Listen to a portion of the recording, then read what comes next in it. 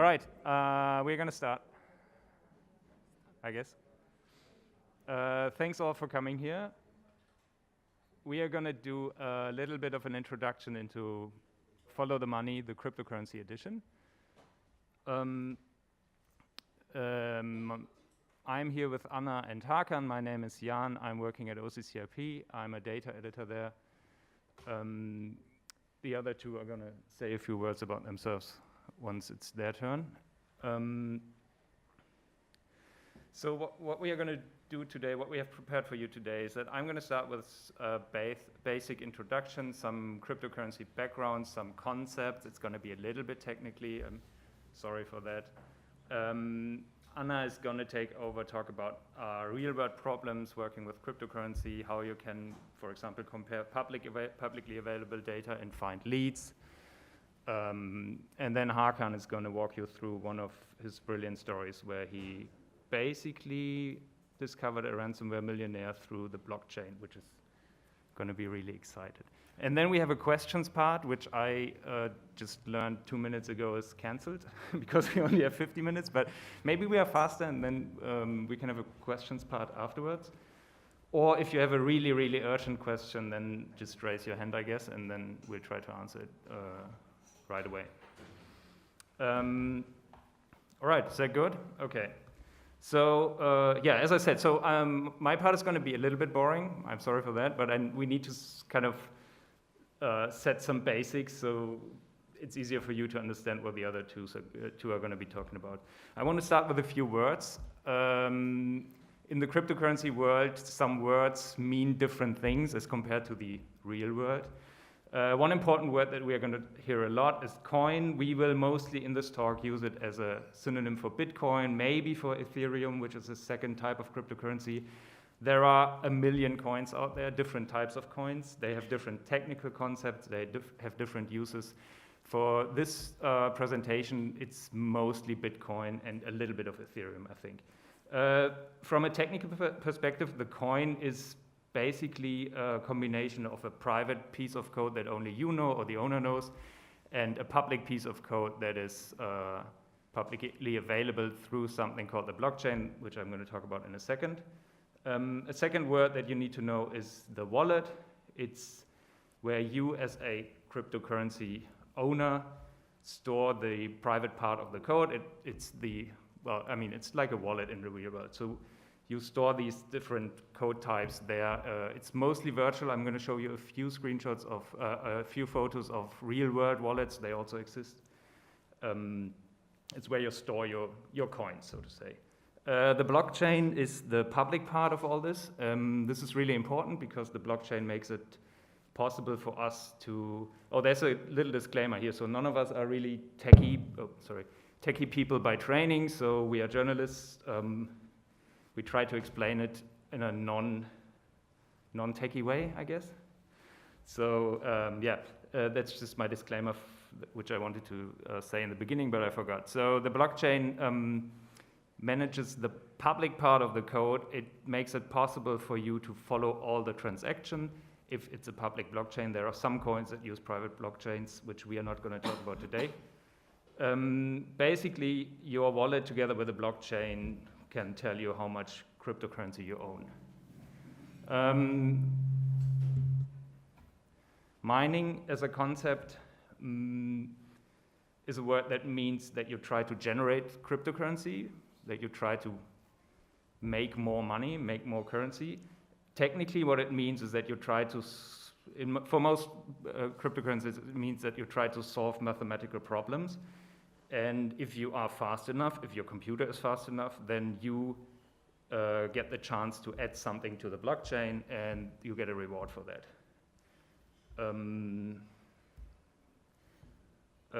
That's my second boring slide with new words, sorry for that.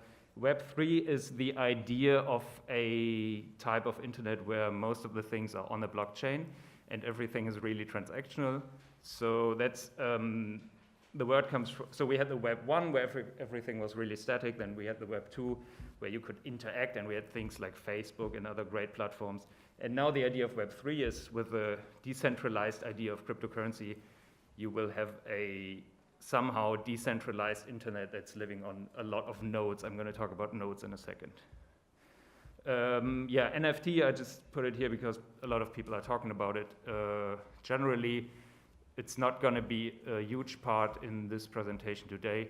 It basically is, from a technical perspective, it's just a marker on the blockchain, a unique bit of the blockchain that certifies that someone owns something. It can basically be anything. Usually it refers to images, but it can be anything.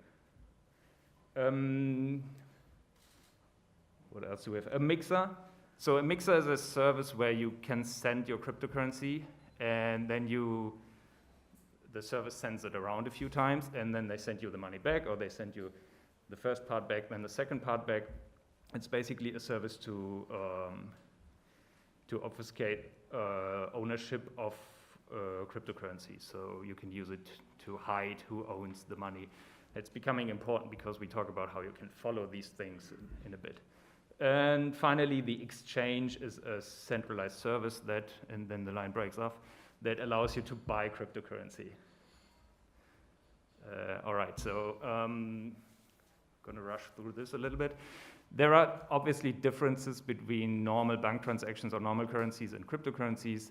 From a report, there are probably like PhD theses about this, but from a reporter's perspective, the most important thing is that for the cryptocurrency, you will most likely not know the owner of a wallet, or you can only have circumstantial evidence who it is, but you will have the public information, public details about the transaction.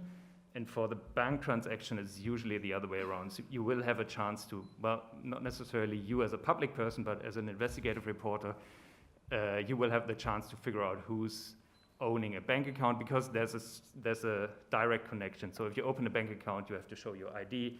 The bank will know who it is.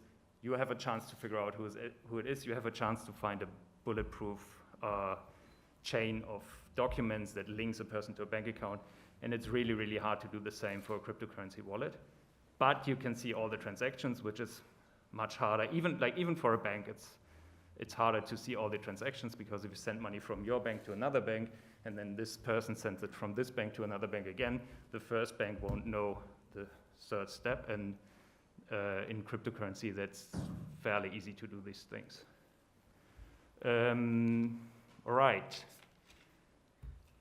These are some types of wallets. So I said in the beginning that wallets are where you store your cryptocurrencies. Most of the wallets, I would probably say like 99%, are virtual wallets. You have them on your phone, on your computer. Some people use other things, like these little thumb drives. And you can theoretically, because the whole thing is based on a mathematical model, you can theoretically have a wallet that has nothing to do with a computer at all, which is just, I don't know, a piece of paper. And someone is also selling these. Can you see my mouse? No. Someone's also selling these things on the right, which is probably a gimmick, I don't know, but which allows you to engrave your passwords and your little hashes into I don't know what it is, steel probably. This is, by the way, a problem of the crypto environment, is that people really like gimmicks, and they really like these things that you can show off. I think, Hakan, you have a slide. You have the Bitcoin watch at the end, yeah. Right? Okay, that's good. That's a good last slide. All right. So you have your wallet now. What do you do next? You need to get the cryptocurrency into your wallet. You need to own it somehow. And that's usually the tricky part, because that means there's it's kind of the connection between the cryptocurrency and the real currency, because you need to make this exchange somehow. There are physical Bitcoin ATMs, and they probably also exist for other currencies, which are very rare. So that's my experience. Like, they exist, people like to talk about them, people like to use them in stories as well, which is cool, because they are also a little bit exotic. But I would estimate that like probably 99.99 something % of all the transactions go through something like Coinbase, which is a large exchange and also has a very bold slogan. where you can just go use your credit card and buy cryptocurrencies, buy Bitcoin, buy Ethereum, buy whatever you want. They have probably, I don't know, 200 coins or so. The thing why I mentioned this here is that if you do this on Coinbase, they are going to ask for your ID as well, or they are going to ask for your credit card details as well, which kind of goes against the whole idea of cryptocurrencies being anonymous, because at the point where at the entry point, if you can identify the person at the entry point, and if you can follow every transaction afterwards, that means basically it's traceable to the person. So you're going to talk about examples, right? What that means. No? Okay, that's a really quick cryptocurrency overview over how you get into this and how you get your money into this. What does it really mean? For Bitcoin, you can just go on a website, you can download a little program, and then you can get a copy of the blockchain, which has all the transactions on your computer. That's what I mean when I say it's transparent, it's traceable. I did this a few days ago. It says it needs 16 weeks to sync. So the whole thing is really big. The sizes for a Bitcoin node are 400 and a little gigabytes. For Ethereum, it's 275 because they archive a little bit. So there's a lot of data, and all of this is transactions, right? So while you can theoretically download it on your computer and try to work with it, and I would suggest you don't do it. This is what it looks like if you do it. It's nonsense to a human reader, I would say. This is another part of the blockchain where you can see some of the readable information. There's some comments in there.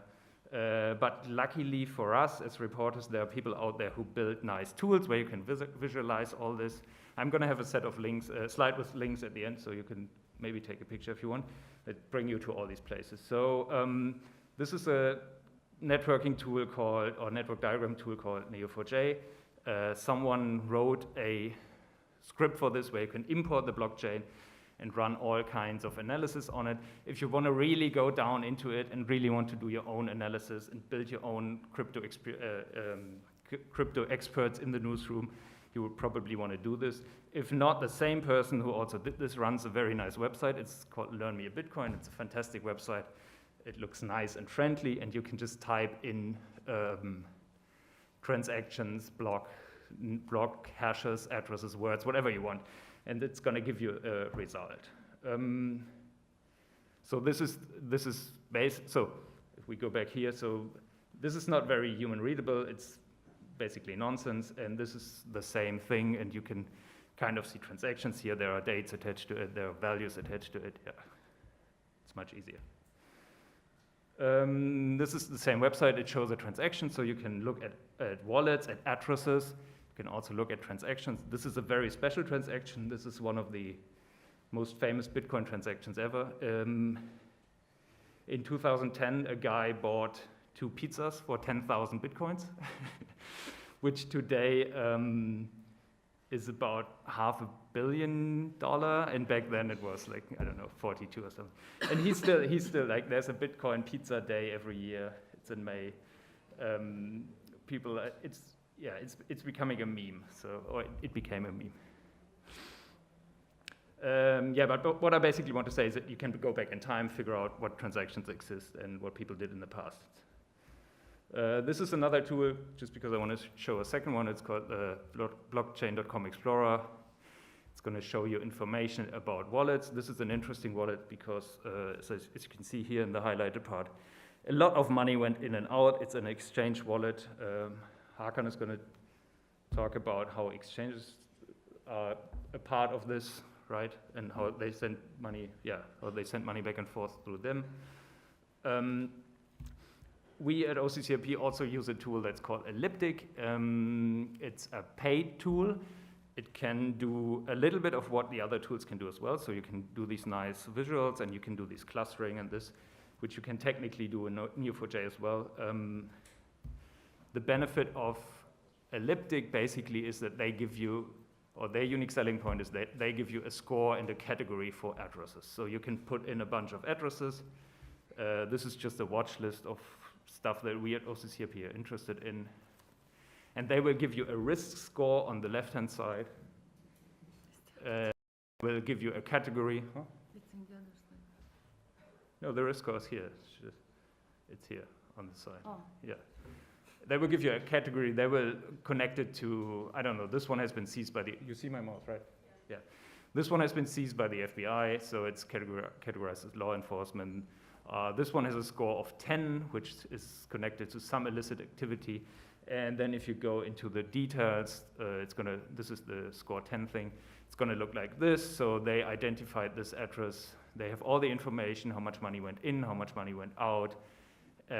It's connected to a ransomware group called Conti, which is very active and hacked a lot of organizations. And they use this wallet to do their ransomware payments through this. This is our tool, Alef. This is the data tool we run at OCCRP. It also has some cryptocurrency wallets in it, so you can go to the website, sign up for an account. You can also apply for additional data access if you are a journalist, and we will probably give you access to stuff like this, where you can just go and find from leaks from other sources how cryptocurrency wallets are connected to email addresses, which is a good step if you want to figure out who's behind this. The last thing I wanted to suggest is a Twitter account. This one's called Whale Alert. There are a few of these out there. It's a fun thing to follow. It's going to send you a little tweet whenever someone makes a really, really big transaction. So in this case, someone sent, this is from yesterday? Yeah. Someone sent $178 million in Bitcoin from somewhere to somewhere else. You can click on the link, you get all the information, you can take the address from there, plug it in one of the other tools, and kind of start investigating from there if you're interested in this. That's the end of my part. Here are my links, and I'm going to hand over to you. But you have to. Oh yeah, wait, some people are taking pictures. Okay. We all done? Wait. I can probably just also tweet this or send the link to the slide. Cool, thanks. Wrong.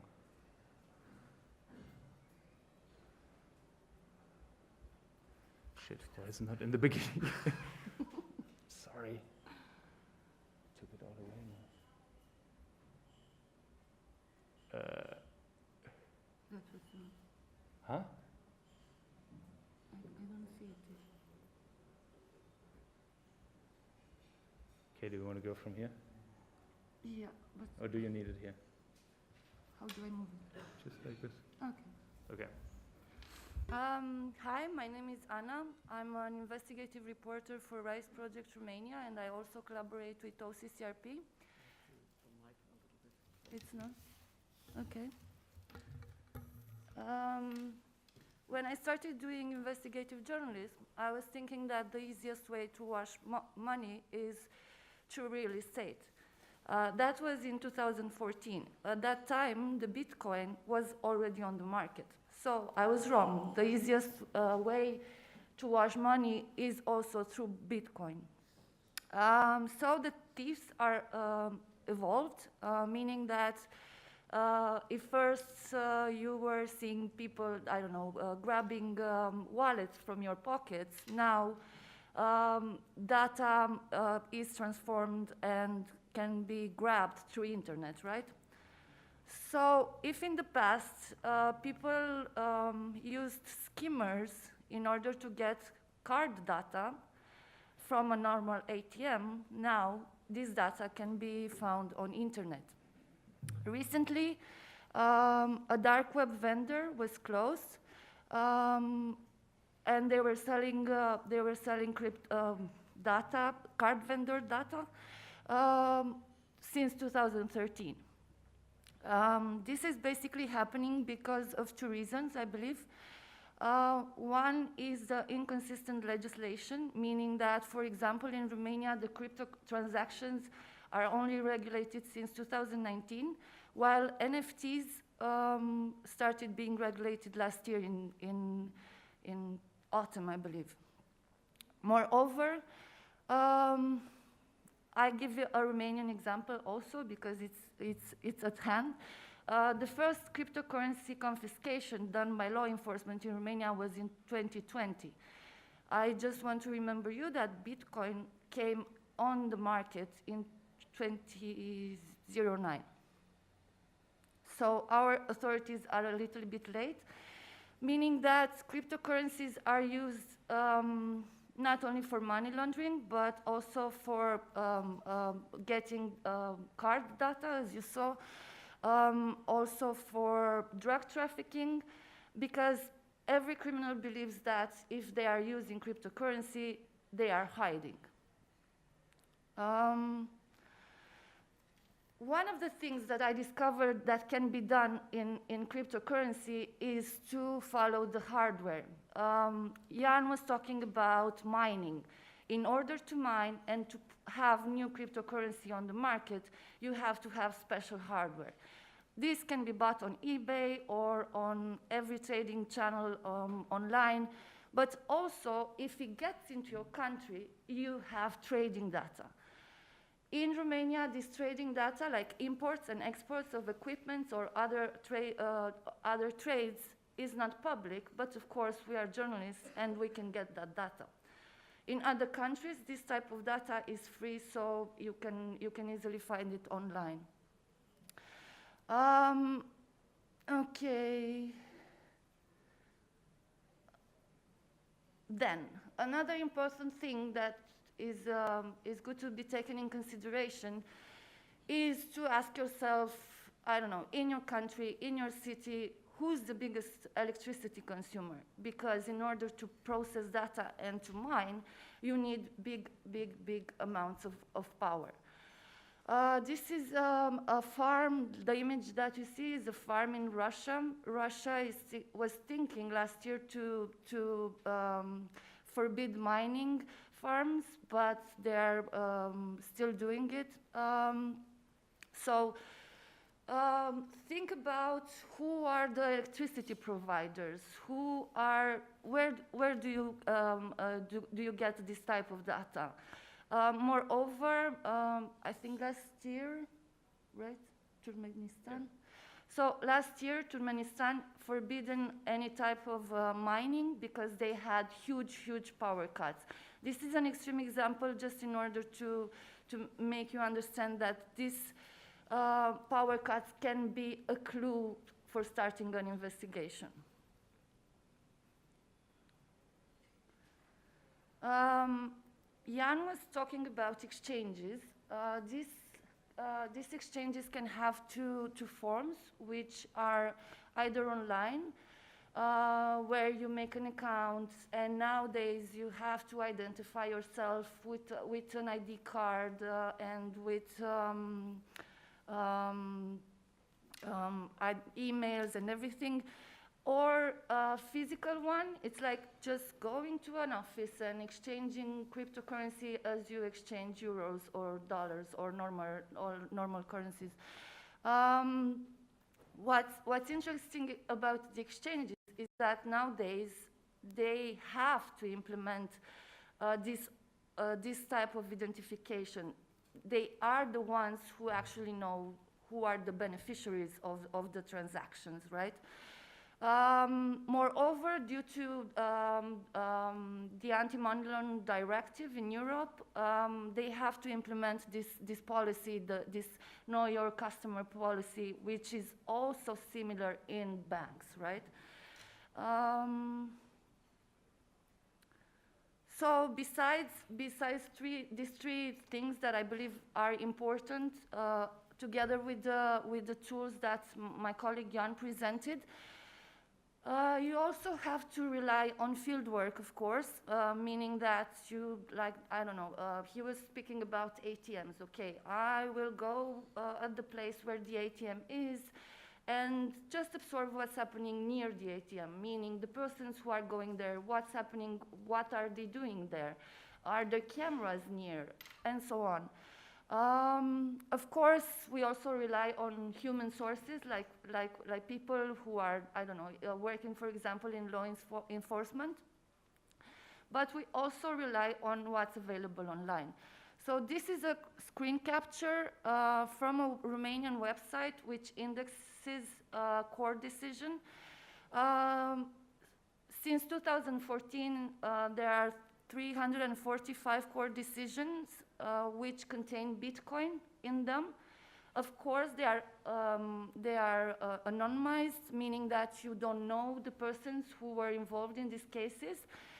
But there are ways you can track that court decision because the public meetings of the judges are public, of course, so you can identify the file. This is a Romanian example, but I think you can manage to extrapolate it to your countries also.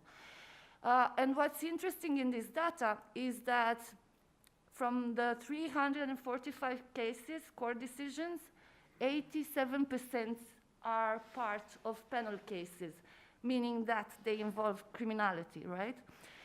Moreover, since 2014, since we have this data, the numbers of files evaluated so much, meaning that if in 2014 we had like, I think 2 files, now in 2019, 22% from the 345 court decisions were only in that year. So things are going a little bit crazy. As I told you, most of the cases are related to wrongdoings like trafficking, drug trafficking, like I don't know, everything bad that you can think can be done in this world, you can find here in the court decision. So I think I'm ready. I can pass it to you. Yeah. I think mic on. Can you turn your mic off? Okay. Jesus.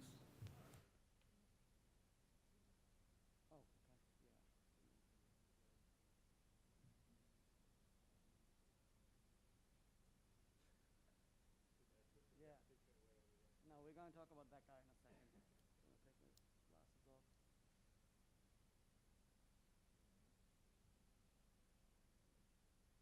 So, while Jan is preparing it, I'm going to introduce myself. My name is Hakan Tanriverdi. I work at public broadcaster Bayerischer Rundfunk, and I just write about hackers and the people trying to find out who these hackers are, who they work for, and so on and so forth. Today I'm going to talk a little bit about how Bitcoin ties together with ransomware and how you can find the transactions, so the actual Bitcoin wallet IDs. There's a really easy way to do it. And secondly, we are going to be talking about the guy Jan showed you in a second.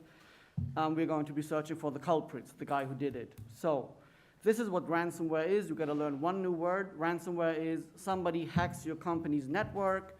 They are able to encrypt all of the data. So your PDF files don't work. Your pictures won't show up. Your doc files also don't work. The one thing that is working is a ransomnote.txt file. And if you open it, it's a message from the hackers telling you, hey, you've been hacked. And if you want to get your data back, this is how you can get in touch with us. This is how you can reach us. And if you don't want to get in touch with us, have a look at our website where we are informing the public, also reporters, that we have hacked you, so applying pressure because they want to have money. And that's basically what I'm going to talk about is an investigation that we did together with colleagues from Site Online. We were able to identify one core member of a ransomware group. And if I show you this slide again, you can see that the US Treasury was, I think that was in 2021, was able to tie 5.2 billion, there's a B missing, 5.2 billion in Bitcoin transactions to, I think in total it was 10 groups. And we were able, we think, I have to say allegedly, find one guy who's tied to one of these groups. The group is called Evil or Sodinokibi. It's a weird thing with these hacker groups. They have different names, and one group might have 2 to 3 to 4 names. You don't have to care about it. All you need to know is when you start to do your research, what name is used most often and what name you have to search for in the databases. That's all you need to know. Otherwise, I don't care about these names. So, searching for addresses. How do you find these addresses in the first place? This is what it looks like when you open the ransom node and you get to the place where the hackers want you to be. This is what you're going to see. Your network has been infected. It says time is over. So in this case, the deadline, after the deadline finished, nobody paid. So I know that whoever was hacked in this case didn't pay money. But 2 lines below, you can see something called a Monero address. Monero is just another cryptocurrency. There's a tab, you can click it, and it switches automatically to Bitcoin, and then you have a Bitcoin wallet ID. So that's how you get the address. But now the important part is, how do you get to this thing in the first place? Because this is just one picture I'm showing you. How can you get the real stuff? Basically, what you need to understand is that hackers, the main goal that they have is they want to have money, meaning, and they also want to hack as many companies as possible, tens, hundreds, thousands of companies. So the process on the hacker side has to be streamlined. It has to be easy. It has to be understandable, because the hackers can't assume that the guy they're dealing with is technically capable. So it has to be, okay, what you need to do, I'm going to explain it to you as easily as possible. That also means that the hackers are going to give away all the information needed to get in touch with them in the same file they're hacking the company with. I mean, they don't have to do it this way, but they did do it this way for years now, which is why I'm telling you how this is working. So all you need to take, if you take one thing away from this, it's just this piece of information. Everything you need to know is in one file. So how do you get the file? There are databases for that. I'm just showing one of these databases. You have VirusTotal, which is connected to Google Alphabet. This one is called Triage. The website is, I think, tria.ge. If you Google it, it's tied to a company called Hatching. You don't have to care about this. Once you have the site, all you need to know is on one of the buttons, it says Public Report. You click that button, it opens up a new page, and on there is a tab called Search. This is what it looks like. And as I told you in the beginning, the group that we were investigating was called REvil, but it's also called Sorinokibi. So in this database, the tag being used is not REvil. If I would type in family:REvil, I wouldn't find anything, I think. But if you type in Sorinokibi and press enter, you get the files. And now, since we know that everything we need in this case, and this doesn't only apply to REvil, it also applies to Conti and all the other groups that are doing ransomware work. Okay, this is what it looks like when you click on one of these things. For our purposes, you don't have to care about what you're seeing. I just don't want you to freak out if you try to do this and think, what the hell, I don't know what this is. Just scroll down. And what you will find there is sort of a ransom template, and it says, in this case, hello, I redacted the name of the company. It was a German company. Your company has been hacked, and if you want to get in touch with us, this is how you are able to do that. So I have to preface this with one important distinction. If you want to get in touch with the hackers, it's up to them to decide how you can reach them. There are 2 ways that I know of. One is by email. In this case, we are out of luck because we don't have access to the email, and we can't just passively read it. But the second thing, and this is what you are seeing here, is the hackers will set up a sort of portal on the darknet. So you have to install a browser like Tor, and it's a .onion address. This is what you're seeing right here. This is the address. So you type in the address in your browser, and you get a screen telling you, hey, you have to enter a key, and you have to enter a CAPTCHA. The CAPTCHA is because they don't want this thing to be scraped by bots, so they put the CAPTCHA there. shouldn't be a problem for humans. But where do you get the key from? Since the hackers want to make it as easy as possible, everything is contained in the same file that I just showed you, so you just scroll down and here's the key.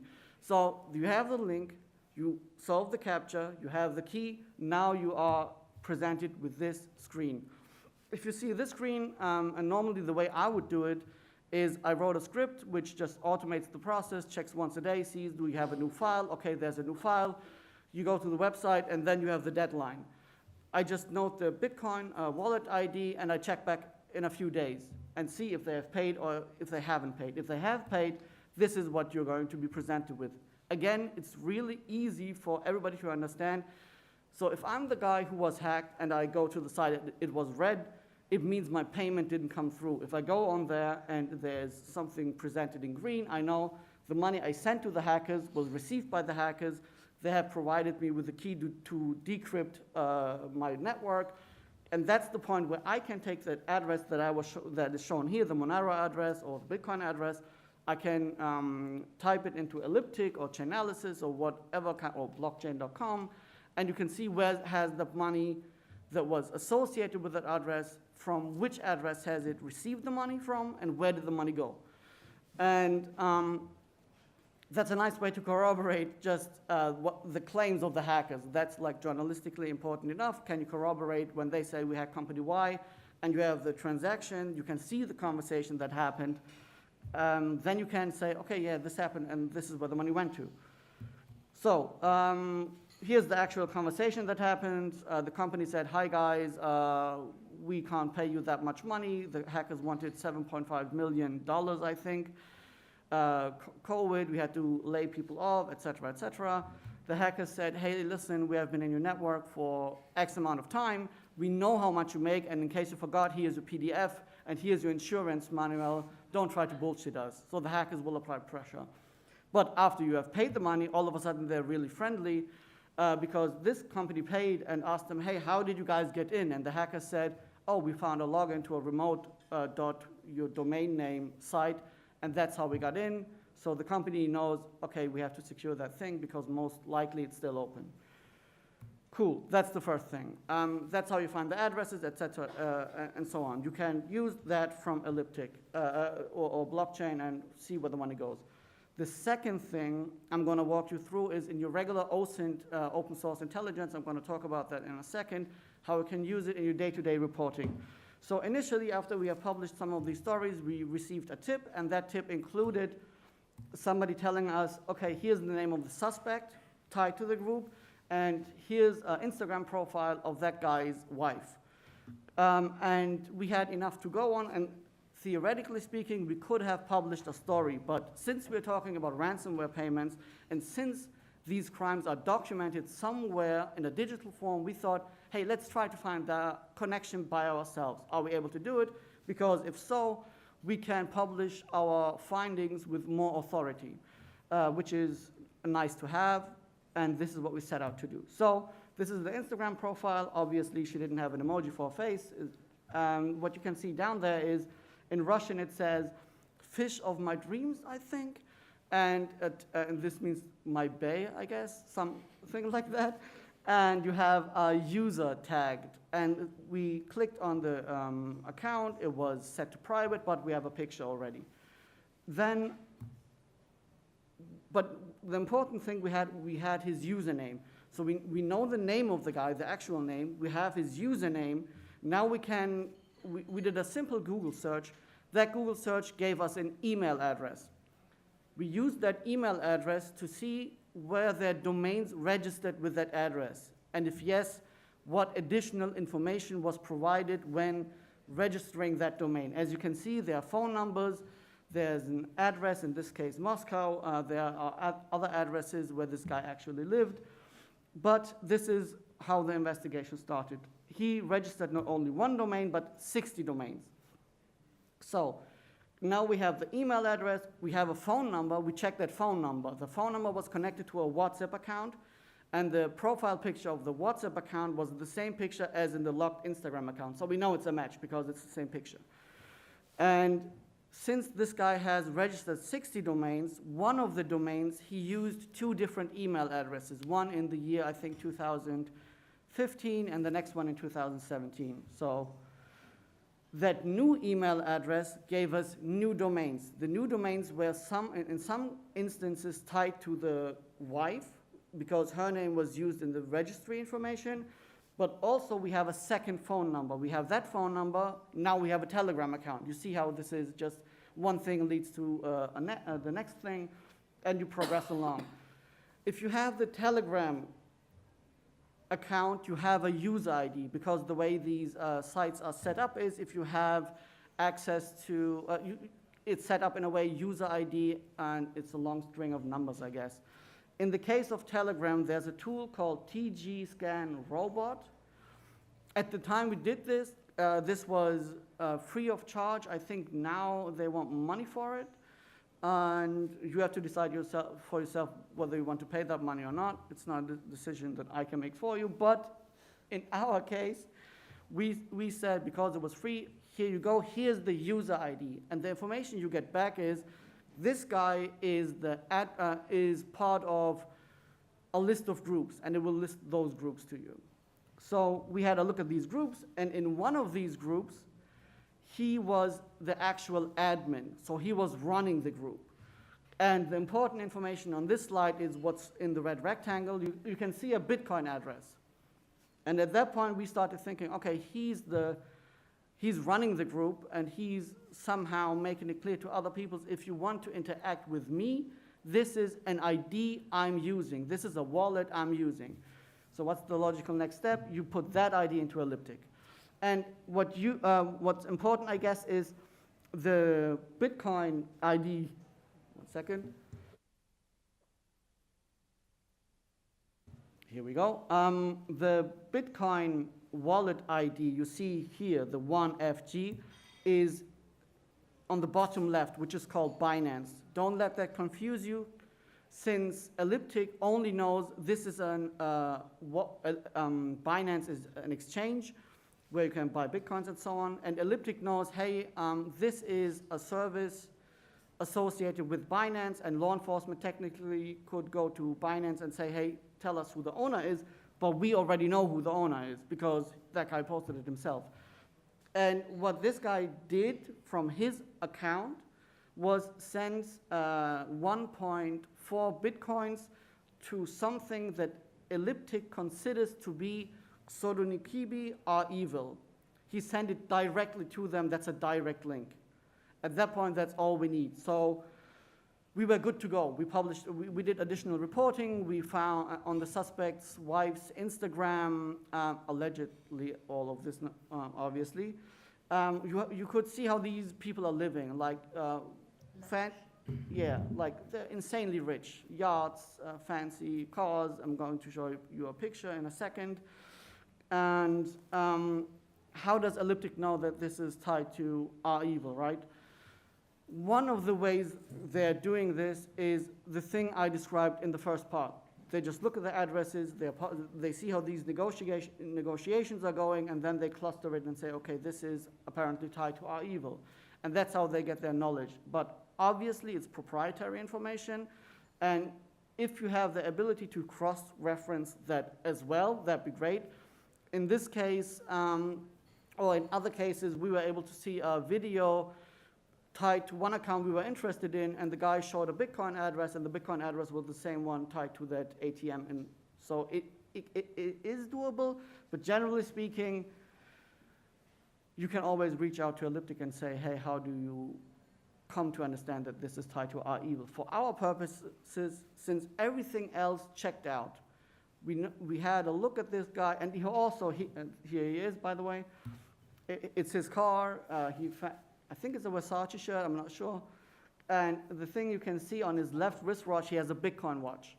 And the Bitcoin watch is, I think the cheapest version is $10,000, and like if you want a fancy one, and this looks like a fancy one, it goes up to $75,000. And the funny thing about that watch, I haven't been able to get a picture with where the resolution was so crisp that I could see everything on the watch, because on the dial, you can include your private address. So for law enforcement, it would be easy to just arrest the guy, look at his private address, and see is that address connected to ransomware or not. Anyway, this is how we did it, and that's all I have to say. Thank you very much.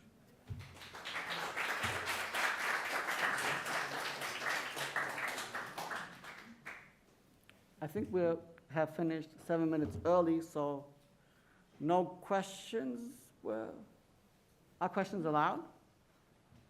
Yes, we allow Yeah, questions. yeah. We allow questions. Quickly, did you publish the photos in your No, record? no. What was the editorial decision on? We published videos of the art. We just made a different decision because we did a short TV piece. That's where we published just, you could see the yacht and how they did it and how they lived their life. But you did have, sorry, but you did have this thing. We had the watch, yeah, we had the watch. It was also part of, This is the actual screenshot from the. yeah. Also, we reached out to the guy and we said, hey, do you want to talk with us via WhatsApp? And by the way, nice watch. And he didn't reply, but his profile picture was changed to an anonymous profile picture, so yeah. Any other questions? Yes.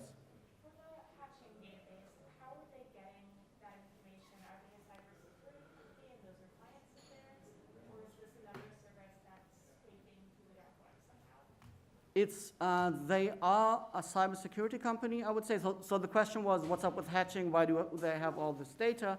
So the way these databases work is people who are either affected because they have been hacked, upload the data themselves, most often to VirusTotal, because on VirusTotal you have the added benefit that 60 plus antivirus software are going to check the file and will tell you, is it a clean file or is it, if it is malware. What the people most often don't know is that this file they have uploaded is going to be made available to information security, cybersecurity researchers.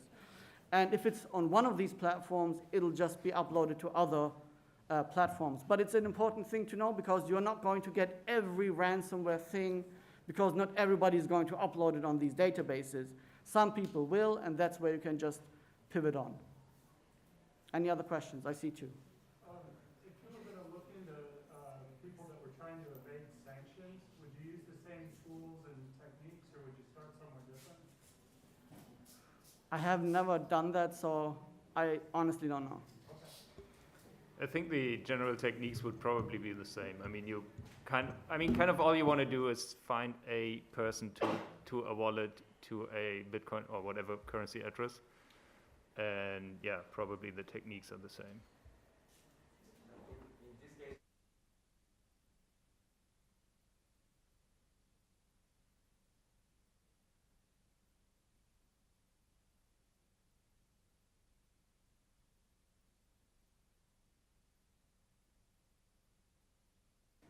So I have to say, I don't do crypto investigations that often. We did it twice, and in these cases, the link was solid, so it checked out. But you can get lost pretty easily. Also in this OSINT stuff, like you have to just refocus, is my view. I think it differs. So Hakan's approach was to start from the crime, the ransomware, and then try to find the person, which is probably easier than starting from a person and try to find the cryptocurrency address. So I would say the way you did it is you would probably always find something, or in most cases find something, not necessarily nice pictures like this in the WhatsApp profile.